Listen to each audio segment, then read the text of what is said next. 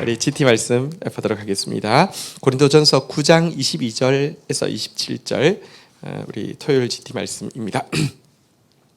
9장 22절 먼저 읽고 시작하도록 하겠습니다. 읽겠습니다. 시작. 약한 자들에게 내가 약한 자와 같이 된 것은 약한 자들을 얻고자 함이요 내가 여러 사람에게 여러 모습이 된 것은 아무쪼록 몇 사람이라도 구원하고자 함이니. 자, 바울이 어떤 태도로 살았는지 잘 보여주는 구절이죠. 앞의 내용에는 보면 내가 유대인 중에는 유대인처럼 되었다. 율법 있는 자들에게는 율법 있는 자가 되었다. 율법 없는 자들에게는 율법 없는 자가 되었다. 또 여기서는 이제 약한 자에게는 내가 약한 자가 같이 되었다. 이렇게 이야기합니다. 그 이유가 무엇입니까?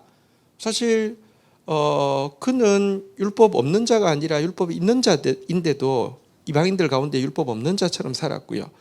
또 유대인들은 율법주의자들이고 율법에 토시 가지고 사실은 자유를 박탈하고 있는 자인데 자신은 복음 안에서 참된 자유를 발견했는데도 왜 그들 가운데 있을 때는 또 율법대로 사는 모습을 보여주었을까요? 아무쪼록 몇 사람이라도 더 구원하고자 하는 이유가 그렇게 살았던 이유입니다. 여러분, 이 모습은 좀 줏대 없어 보이지 않습니까? 근데 한번 생각해 보십시오. 생각이 없어서 다른 사람에게 맞추는 건 줏대 없는 거 맞잖아요, 그죠? 또 겁이 나가지고 저 사람이 나를 어떻게 생각할까 해서 이 사람한테는 이 사람 편들고 저 사람한테 저 사람 편들고 그거는요 비겁한 행동이죠. 아니면 그 사람 주머니를 노리거나 그 사람한테 뭔가 이익을 얻기 위해서 이 사람한테 맞추고 저 사람한테 맞추는 것은 야비한 행동이잖아요. 근데 바울은 줏대 없는 것 아닙니다. 얼마나 깊은 생각의 사람입니까? 바울이 겁이 나서 그런 것 아닙니다. 얼마나 담대한 사람입니까? 바울이요 무슨 이익을 생각한 사람이 아니잖아요. 그런데도 이렇게 한 것 영혼을 얻고자 하는 그 사랑 때문인데요. 이런 모습은 예수 그리스도의 모습이죠. 예수 그리스도가 우리에게 얼마나 맞춰주셨습니까? 그리고 이런 예수님의 모습, 이 모습이 사실은 성숙한 그리스도인들의 모습이죠. 우리가 자라간다는 것은 예수님처럼 되어간다는 것이고 예수님처럼 되어간다는 것은 오늘 바울처럼 영혼을 얻기 위해서 그들이 어떠한 사람이든지 맞출 수 있는 사람이 되는 것입니다. 우리 신자인데 자기 색깔이 너무 분명한 사람이 있습니다. 자기 캐릭터가 칼같이 확실한 사람이 있습니다. 자기 의견도 자기 취향도 너무 강해서 절대 맞출 수 없는 사람이 있습니다. 아까 이야기했던 이것들이 죄는 아닐 수 있습니다. 그 사람이 내 색깔이 그래, 내 캐릭터가 그래, 난 이런 거 좋아하고 난 저런 거 싫어하니까 어쩔 수 없어. 내 의견이 이게 뭐 죄 짓는 것도 아니잖아. 예, 맞습니다. 그런데 그것 때문에 다른 사람들과 조금도 맞출 수 없다고 하면 그는 신자인지는 모르지만 그에게서 우리 모두에게 맞춰 주시기 위해서 성육신하신 예수님의 모습은 전혀 보이지 않는다는 것입니다. 성육신의 모습은 하나도 안 보이는 거잖아요. 제가 지난번에 나누었지만 우리가 여러분 아무리 그 바다를 사랑하고 자연을 사랑한다고 해도 굴을 구원하기 위해서 굴조개가 되고 싶은 사람 아무도 없잖아요, 그죠? 근데 인간이 굴이 되는 거하고 하나님이 사람 되는 거 비교도 안 되는 격하란 말입니다. 그것을 우리 위해서 맞추어서 해주셨는데 우리가 굴 생각하면 내가 굴은 맛있지만 굴 되고 싶지 않잖아요. 허물허물하고 그거 안 되고 싶잖아요. 근데 그 완전한 하나님이 우리 같은 형상을 입는다는 것은요, 우리가 굴 되는 것보다 훨씬 더 징그럽고 말도 안 되는 일인데 그렇게 맞춰주셨는데 내 색깔이 너무 강해, 내 캐릭터가 너무 강해, 내 의견 취향 때문에 누구에게도 맞출 수 없다고 하면 그 사람은요 다시 이야기합니다. 죄 짓는 거 아닐 수 있어요. 또 자기 합리화할 수 있어요. 나는 워낙 이런 사람이어서 그런 거니까 너가 이해해. 근데요 그게 특별히 약한 사람들한테 너무 큰 상처가 되거나 아픔이 되거나 이런 경우가 참 많지 않습니까? 우리 관계라는 것은요 사실은 어린 사람도 있지만 성숙한 사람이 있어서 스폰지 역할을 해주기 때문에 공동체가 존속할 수 있는 것 아닙니까? 누가 버릇없고 예의가 없어도 누군가 더 넘어서는 사랑이 있어서 사랑이 많으면 약자가 되고요. 그래서 품어주는 사람이 있어야지 공동체가 또 갈 수 있는 것 아닙니까? 근데 여전히 어린아이처럼 난 그래 그러면서 자기 위주로 말하고 행동하는 게 익숙한 사람은요, 예수님 모습이 아직 전혀 드러나지 않는 사람입니다. 우리가 복음이 자기 부인이라고 자꾸 이야기를 하지 않습니까? 자기 부인이 됐는지 안 됐는지 어떻게 알 수 있습니까? 나는 방금 우리 찬양했죠. 이제는 내가 없고 오직 예수님만, 찬양할 때 은혜롭게 불렀을 수 있습니다. 진짜 내가 없고 예수님만 있다고 하면 내 색깔이 다른 사람 속에 가면요, 다시 이야기합니다. 겁먹어서도 아니고 이익 때문에 그런 것도 아니고 생각 없어서 그런 거 아닌데, 그 영혼 때문에 내 색깔이 사라질 수 있는 거, 내 취향이 사라질 수 있는 거, 내 캐릭터가 융화되어질 수 있는 거, 그게 자기 부인이라는 것입니다. 우리 공동체가 그런 공동체 되기를 주의 이름으로 부탁드립니다. 지금까지도 그런 성숙한 분들이 계시기 때문에 또 유지되는 것도 있지만, 한 사람 한 사람 리더들이 점점 그런 모습으로 자라가야지 어린 성도들이 실수해도, 여러분 어린 성도들이 혹은 또 무례해도 그 모습 보면서 나도 나중에는 저렇게 돼야지, 이렇게 되는 선순환이 일어나지 않겠습니까? 어쨌든 바울은 이런 모습으로 이렇게 자기를 부인하며 이런 모습으로 영혼들에게 맞춰줄 수 있는 사람이었는데요. 23절 한번 읽도록 하겠습니다. 같이 읽겠습니다. 23절 시작. 내가 복음을 위하여 모든 것을 행함은 복음에 참여하고자 함이라. 바울이 다른 영혼들에게 복음 전하기 위해서, 그래서 그 영혼들을 얻기 위해서 모든 것을 행하였습니다. 어쨌든 모든 사람 가운데 모든 모양으로 이렇게 행했습니다. 이렇게 한 이유가 뒤에 보니까 자기 스스로도 자기가 전하고 있는 이 복음에 참여하고자 하는 갈망 때문이다라고 이야기하고 있습니다. 그러니까 복음을 전하고 있는데 복음을 못 누릴 수 있다는 것입니다. 복음과 관련된 말을 하고 일을 하고 있지만 정작 자기 삶이 기쁜 삶이 못 될 수 있다는 것을 보여주고 있습니다. 바울은 복음 전도하고 있으니까 됐지가 아닙니다. 복음 전도하고 있는데 내 삶이 진짜 복음에 참여하지 못할 수도 있다는 생각 때문에 더더구나 자기 부인을 했다는 것입니다. 여기서 우리 좀 한 가지 중요하게 알게 되는 것이 있는데요. 지금 복음을 전해서 구원을 받게 한다라고 이야기하는데요. 기독교가 말하는 복음이 무엇이며 기독교가 말하는 구원이 무엇일까요? 세상에서도 구원이란 말도 쓸 수 있고, 세상에서도 혹시 복음, 이단들도 복음이란 말을 많이 쓰니까 복음이란 말을 많이 쓸 수 있는데요. 세상에서 말하는 복음과 구원은 내가 원하는 대로 되는 상태일 때가 참 많죠. 구원받았다는 것은 내가 원하는 대로 되었다는 뜻이잖아요. 근데 기독교에서 이야기하는 복음이 무엇이고 구원이 무엇이냐?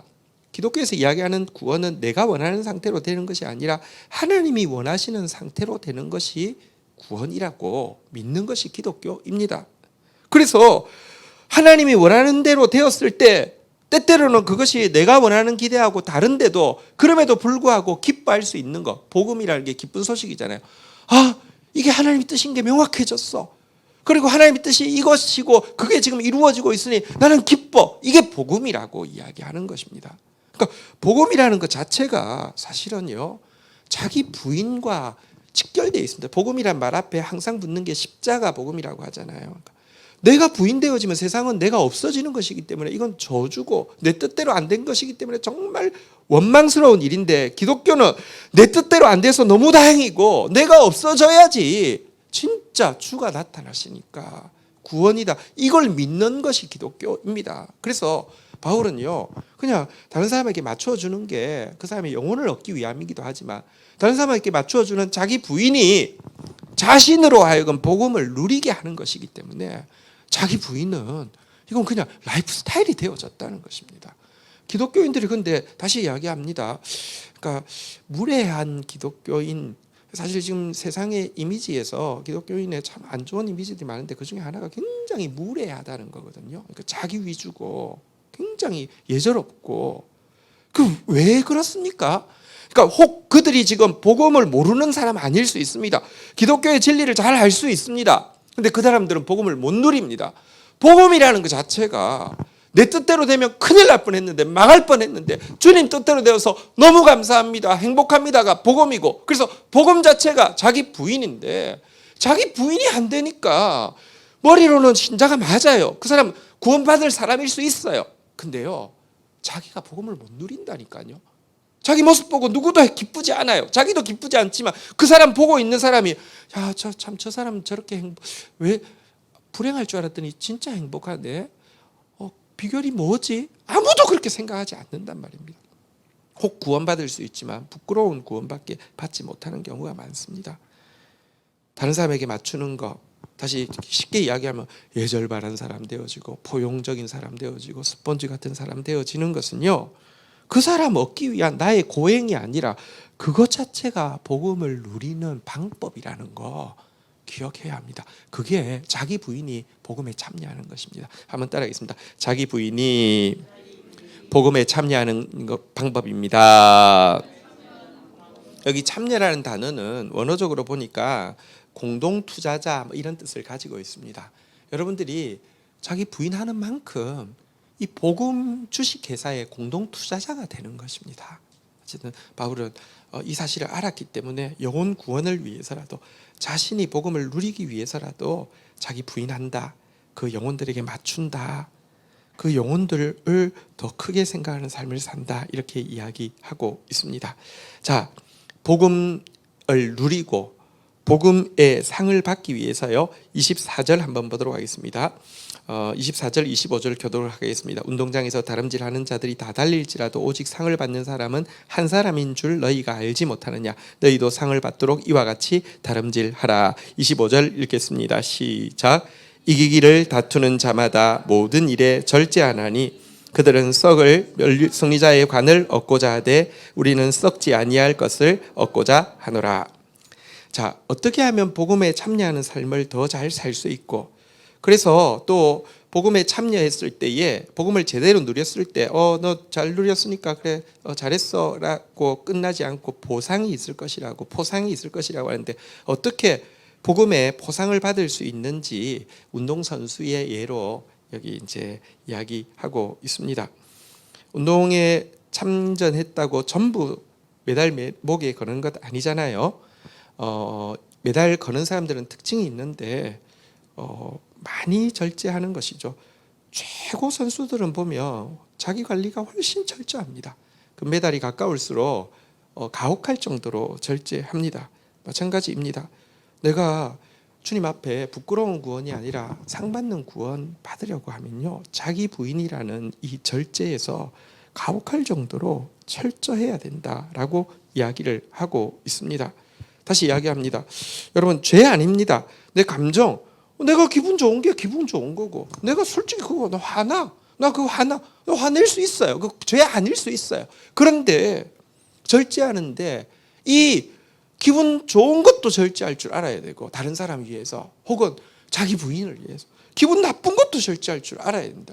다른 사람 위해서, 자기 부인 위해서. 이게 정말 고득점을 받을 수 있는 이 영적인 하나님이 우리를 부르신 부르심의 레이스에서 고득점을 받을 수 있는 비결이다, 이렇게 이야기를 하고 있습니다.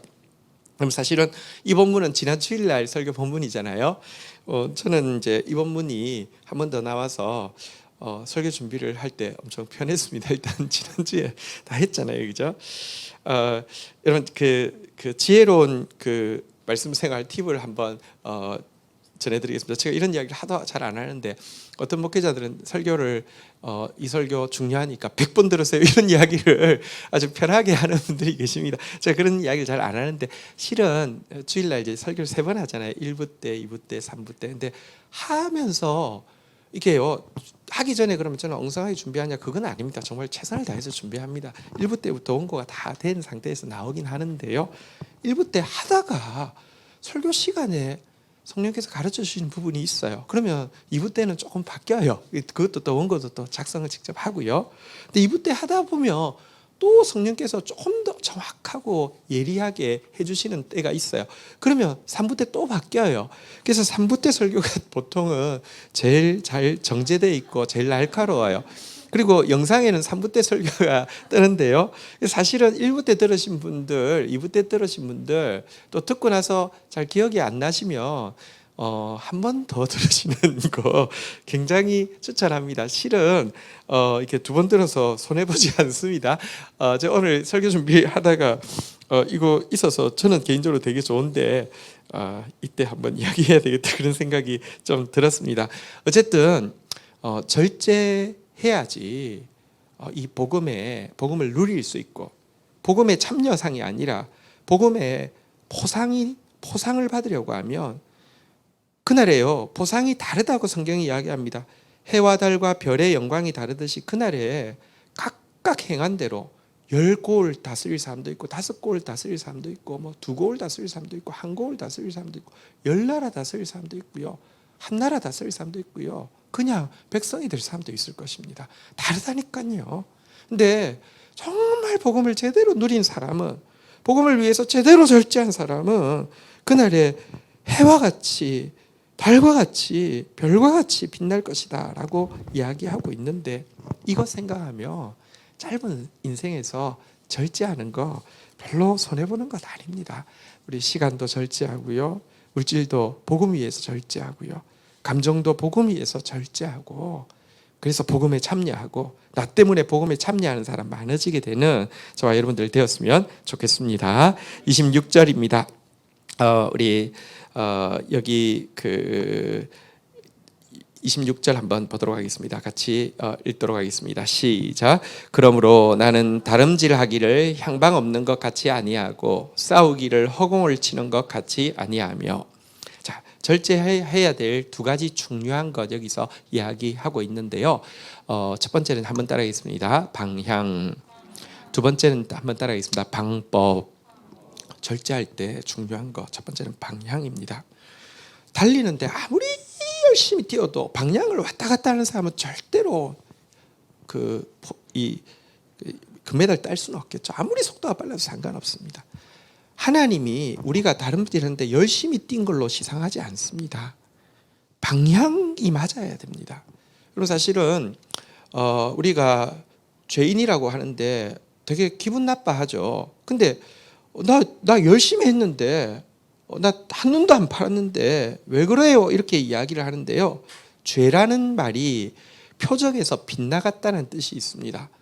저리 가라고 했습니다. 주인이 저쪽으로 가서 저 사람한테 이 물건을 좀 전달하라고 오라고 했는데 내가요 반대 방향으로 가다가 불쌍한 사람이 있어서 전달하고 왔습니다.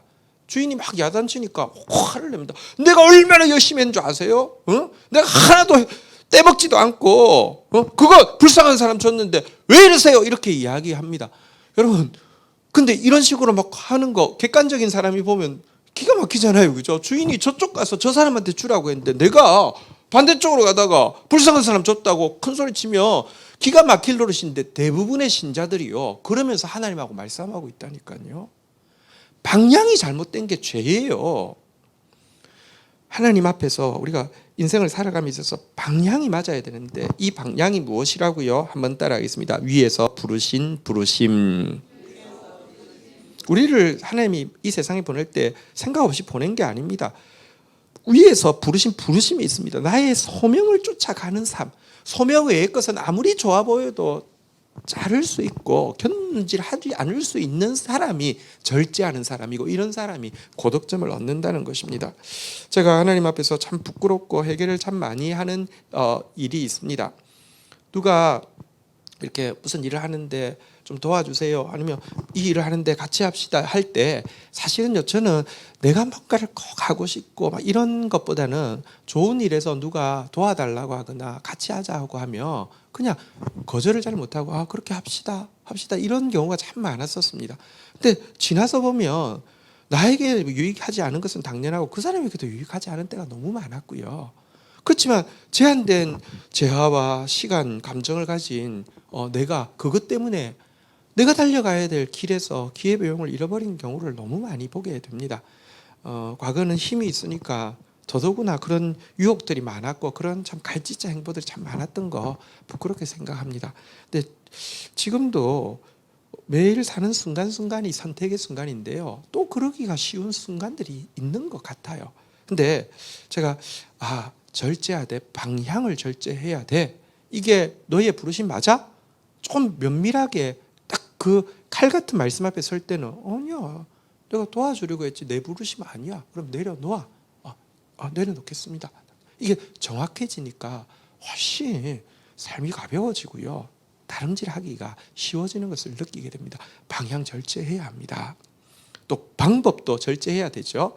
우리가 이 다름질을 하지만 그냥 달리기만 열심히 하면 되는 다름질이 아니었습니다. 우리가 다름질 할 때요, 장애물들을 사단은 계속 주고요. 우리가 다름질 할 때 중간에서 막 주먹이 픽픽 날라오고 방어도 해야 되고 보이면 쳐서 무너뜨리면서 나아가야 됩니다. 그래서 찬송가에 보면 험하고 높은 이 길을 싸우며 나아갑니다 했는데요. 이 길은 그냥 다름질이 아니라 싸우면서 나가야 되는데, 여러분 저기 보인다고 해서 주먹을 쳤는데 항상 게임 게임에 보면 맞추면서 막 나가면 점수 나오잖아요. 근데 매번 했는데 한 방도 못 맞추고 나가면요, 이 사람 중간에 자기가 쓰러진 에너지 파워가 다 달아가지고 그렇잖아요. 한 방을 때려도 맞춰야 됩니다. 방법이 무엇이냐?